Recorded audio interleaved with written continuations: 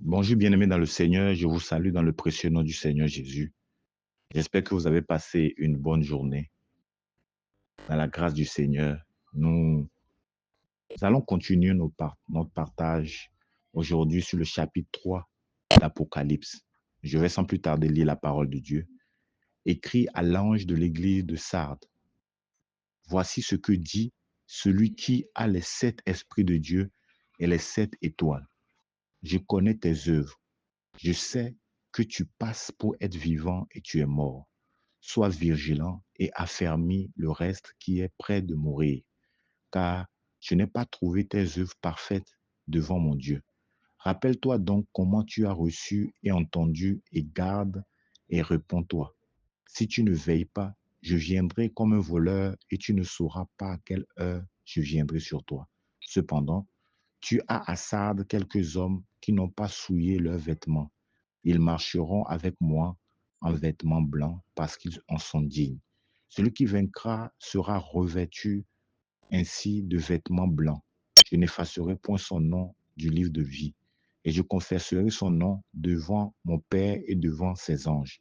Que celui qui a des oreilles entende ce que l'Esprit dit aux églises. Écrit à l'ange de l'église de Philadelphie.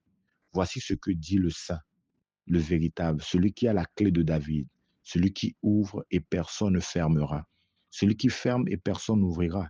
Je connais tes œuvres. Voici parce que tu as de peu de puissance et que tu as gardé ma parole et que tu n'as pas renié mon nom. J'ai mis devant toi une porte que personne ne peut fermer. Voici, je te donne de ceux de la synagogue de Satan qui se disent juifs et ne le sont pas, mais qui mentent. Voici, je les ferai venir se prosterner à tes pieds et connaître que j'étais aimé. Parce que tu as gardé la parole et la persévérance en moi, je te garderai aussi à l'heure de la tentation qui va venir sur le monde entier pour éprouver les habitants de la terre. Je viens bientôt. Retiens ce que tu as afin que personne ne prenne ta couronne. Celui qui vaincra, je le ferai de lui une colonne dans le temple de mon Dieu et il n'en sortira plus. J'écrirai sur lui le nom de mon Dieu et le nom de la ville de mon Dieu et de la nouvelle Jérusalem qui descend du ciel d'auprès de mon Dieu et mon nom nouveau. Que celui qui a des oreilles entende ce que dit l'Esprit aux églises. Écrit à l'ange de l'église de Laodicée. Voici ce que dit l'Amen, le témoin fidèle et véritable, le commencement de la création de Dieu. Je connais tes œuvres, je sais que tu n'es ni froid ni bouillant. Puisses-tu être froid ou bouillant? Ainsi, parce que tu es tiède et que tu n'es ni froid ni bouillant, je te vomierai de ma bouche parce que tu dis, je suis riche, je me suis enrichi et je n'ai besoin de rien. Et parce que tu ne sais pas que tu es malheureux, misérable, pauvre, aveugle et nu. Je te conseille d'acheter de moi de l'or éprouvé par le feu, afin que tu deviennes riche et des vêtements blancs, afin que tu sois vêtu et que la honte de ta nudité ne paraisse pas, et un collier pour oindre tes yeux, afin que tu vois. Moi, je reprends et je châtie tous ceux que j'aime. Aie donc du zèle et répands-toi. Voici, je me tiens à la porte et je frappe. Si quelqu'un entend ma voix et ouvre la porte, j'entrerai chez lui, je souperai avec lui et lui avec moi. Celui qui vaincra, je le ferai asseoir avec moi sur mon trône, comme moi j'ai vaincu et je me suis assis avec mon Père sur son trône. Que celui qui a des oreilles entende ce que l'Esprit dit aux églises. Je bénis le nom du Seigneur pour ce passage, voilà, qui est une continuité, bien sûr, des chapitres précédents où euh, Dieu révèle à l'apôtre Jean sur l'île de Patmos, en fait, les choses à venir et par rapport aux différentes églises, aux 7 églises auxquelles il s'adresse. Et dans ce passage, nous avons principalement 3 églises que nous remarquons ici, l'église de Sardes, l'église de Philadelphie et l'église de Laodicée. Voilà. Donc, c'est les différentes églises que nous avons ici dont on nous parle. Mais quand nous prenons l'église de Sardes, déjà ici, il y a quelque chose que la parole de Dieu dit qui est intéressant. Il dit que je connais tes œuvres. Bien-aimés, nous devons savoir que Dieu voit tout. Dieu connaît nos œuvres. Bien que aux yeux des hommes, nous pouvons paraître sans faute ou bien les gens peuvent nous apprécier, mais Dieu connaît nos œuvres. Ici, ça nous interpelle beaucoup. Parce que ici, par rapport à l'église de Sardes, ce qu'il dit, c'est qu'il connaît ses œuvres et que l'église de Sardes se fait passer pour être vivant alors qu'elle est morte. Et ça, aujourd'hui, c'est l'image de ces chrétiens qui vivent dans le péché encore. Il y a encore des choses qui ne vont pas dans leur vie, mais qui, aux yeux des autres, font croire que tout va bien. Bien aimé, ça ne sert à rien parce que Jésus voit toutes choses. Il dit ici, je connais tes œuvres. Voilà pourquoi il est important que nous puissions faire cette prière de David qui dit, Seigneur, sonde mon cœur et regarde si je ne suis pas sur une mauvaise voie. Cela ne sert à rien de chercher à bien paraître auprès des hommes. Mais le plus important, c'est que nous laissons Dieu sonder nos cœurs, afin que si nous sommes dans un mauvais chemin, qu'il nous aide à revenir sur le droit chemin. Et donc ici, cette église de Sardes-là, en fait, c'est une église d'apparence qui fait montrer, vu de l'extérieur, que tout va bien, mais l'intérieur ne va pas. L'intérieur, il y a la mort qui est à l'intérieur. Et le Seigneur interpelle là-bas d'être vigilant, d'être vigilant d'être vigilant, de ne pas chercher à faire plaire aux gens de l'extérieur, mais être vigilant, être véritablement attaché à lui. Voilà, il dit, rappelle-toi donc que tu as reçu ce que tu as reçu et entendu. Oui, nous ne devons pas perdre de vue ce que nous avons reçu comme bon semence du Seigneur. Nous devons nous rappeler de cela et nous attacher à lui. Ça ne sert à rien de vouloir paraître devant les gens. Et le Seigneur nous met en garde ici qu'il viendra comme un voleur. Il viendra comme un voleur. Et, et cet aiguille, il ne saura pas à quelle heure il viendra. Nous devons faire très attention. Oui, nous devons faire très attention de savoir que le Seigneur viendra chercher son église comme un voleur. Il viendra, personne n'y saura. Nous devons donc racheter le temps, nous focaliser sur l'essentiel. Si le Seigneur nous révèle un péché, nous devons le confesser. Nous ne devons pas chercher à vouloir paraître devant les gens, mais nous devons de vrai devant le Seigneur. Ce qui est merveilleux ici, c'est qu'il nous dit qu'il y a un reste. Il dit cependant, tu as à Sardes quelques hommes qui n'ont pas souillé leurs vêtements. Ils marcheront avec mon vêtement blanc parce qu'ils en sont dignes. Voilà, ce qu'il faut savoir aussi, c'est ça. Des fois, nous avons l'impression que vraiment, dans le milieu chrétien, il y a tellement aujourd'hui de scandales, beaucoup de choses qui ne vont pas que... On a comme l'impression que, ouais, peut-être c'est nous seuls qui arrivons à pouvoir marcher comme il faut. Non, le Seigneur a toujours un reste. Voilà, nous ne devons pas perdre de vue cela. Le Seigneur reste, même si nous voyons que les choses au vu à l'œil nu, ça ne va pas, le Seigneur se réserve toujours un reste. Et c'est ce qui nous parle ici dans le verset 4 par rapport à Sardes. Voilà, il dit que voilà, il y a un reste qui est là. Et malgré tout ce qui se passe, il y a toujours un reste. Donc nous devons, ça nous encourage également à toujours fixer le regard sur le Seigneur, à nous rappeler que même si il y a toujours oui, des faussetés, mais le Seigneur nous aide véritablement à garder le cap, à pouvoir s'attacher à lui. Oui, il y a toujours un reste. Et il dit ici que celui qui a des oreilles entende ce que l'Esprit dit aux églises. Oui, c'est merveilleux parce que ici, à travers la parole de Dieu, le Seigneur nous permet d'avoir une visibilité sur les choses à venir, même les choses que nous vivons aujourd'hui. Le Seigneur nous interpelle par rapport à cela, afin que nous sachions comment nous agir. Il nous interpelle par rapport à tout ça. Il attire notre attention pour que nous puissions prendre conscience de cela et que nous ne puissions pas nous égarer. Et il dit ici, voilà, il parle de l'église, à partir du 7, il parle de l'église de Philadelphie, qui lui est un modèle. Mais la particularité de l'église de Philadelphie ici, et qui a attiré mon attention, c'est que il dit ici, parce que tu as peu de puissance. Je connais tes œuvres, parce que tu as peu de puissance et tu as gardé ma parole et que tu n'as pas renié mon nom, j'ai mis devant toi une porte ouverte que personne ne peut fermer. Voilà. Déjà, quand il s'est présenté à l'église de Philadelphie, il s'est présenté comme le saint, comme le véritable, comme la clé de David qui ouvre et personne ne peut fermer. Celui qui ferme et personne ne peut ouvrir. Voilà, ça même, ça fait encore objet d'une méditation personnelle. Oui, en fait, le Seigneur ici se présente encore de différentes manières. Il dit que c'est lui-là qui a la capacité d'ouvrir une porte que personne ne peut fermer, qui peut fermer une porte que personne ne peut ouvrir. Bien aimé, ça nous montre combien de fois c'est Dieu qui décide de toutes choses. Dans nos vies, c'est la volonté de Dieu qui compte. Voilà pourquoi nous devons chercher véritablement ta volonté.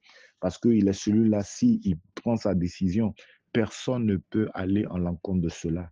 Et ici, l'église de Philadelphie, la particularité, c'est qu'il a peu de puissance. C'est ça. Moi, ça me rappelle la pensée de Dieu envers Paul qui dit que ma puissance se manifeste dans les moments de faiblesse.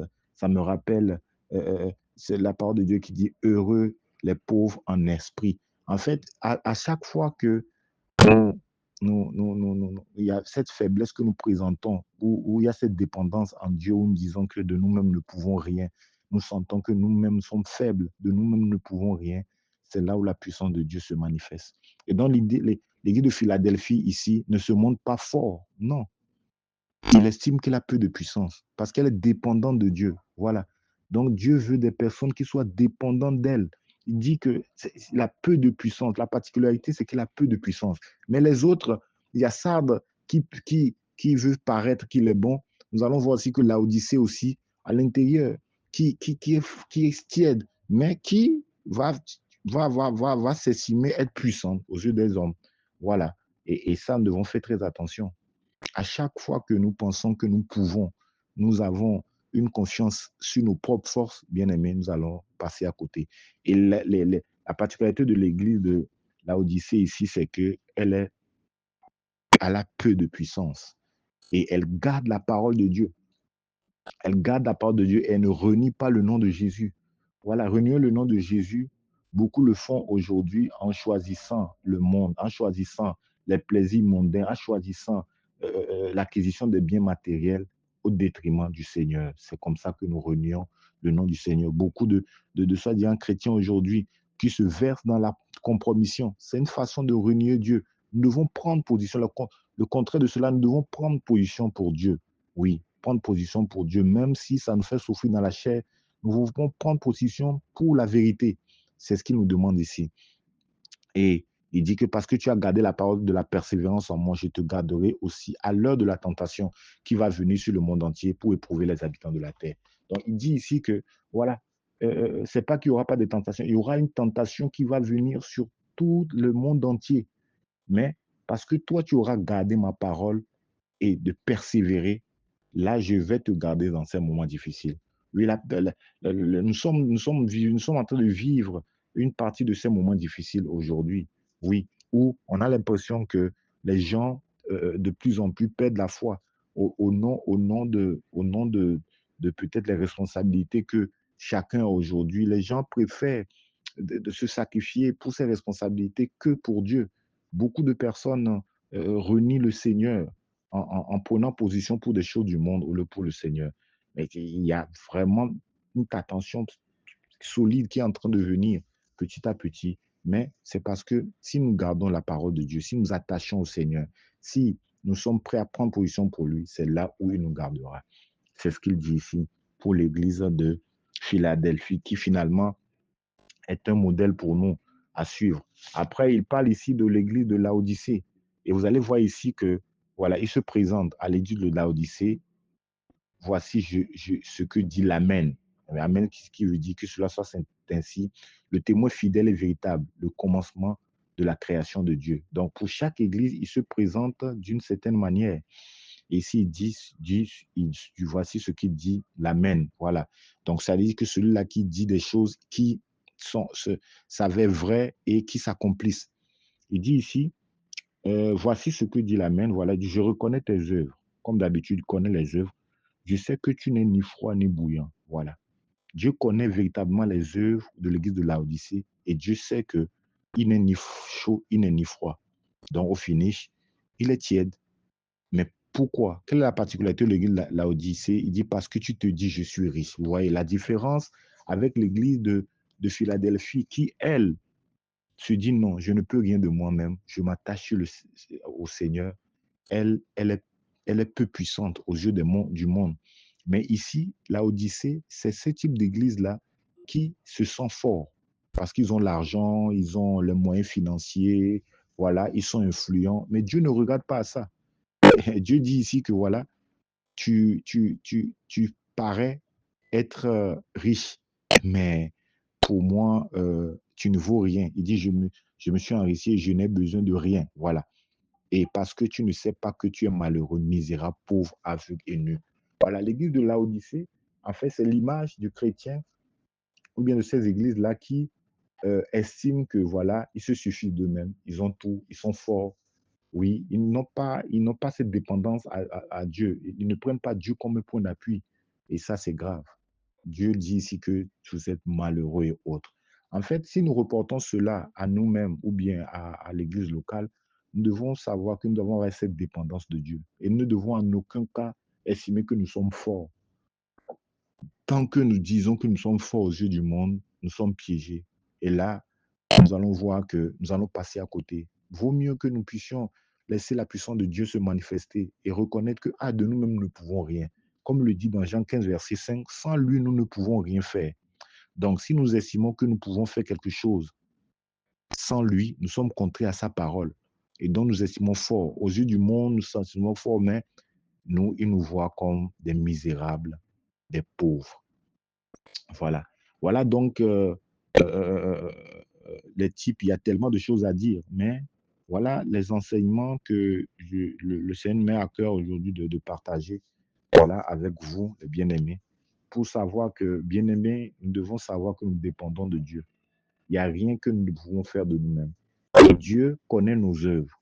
Ça ne sert à rien de paraître comme marchant selon l'esprit devant les frères, alors que dans le secret, nous vivons dans de péchés, nous faisons des choses qui sont contraires à la volonté de Dieu. Ça ne sert à rien. Nous devons plutôt venir auprès du Seigneur, dire Seigneur, même par rapport au fait, toutes les faiblesses que nous avons, Seigneur, je ne peux rien de moi-même parce que ta parole le dit. Dans Jean 5, verset 5, sans toi, nous ne pouvons rien faire. Voilà pourquoi je veux m'appuyer sur toi. Et donc, nous allons nous retrouver dans cette philosophie, de cette façon de voir de l'église de Philadelphie, qui, aux yeux des hommes, a peu d'opinion, puisqu'il a reconnu que de lui-même, il ne peut rien faire, il s'appuie sur le Seigneur. Et c'est ce que le Seigneur attend de nous. Que la grâce du Seigneur soit notre partage et que ces paroles, cette méditation puisse encore nous aider à grandir davantage avec lui. Au nom de Jésus. Amen.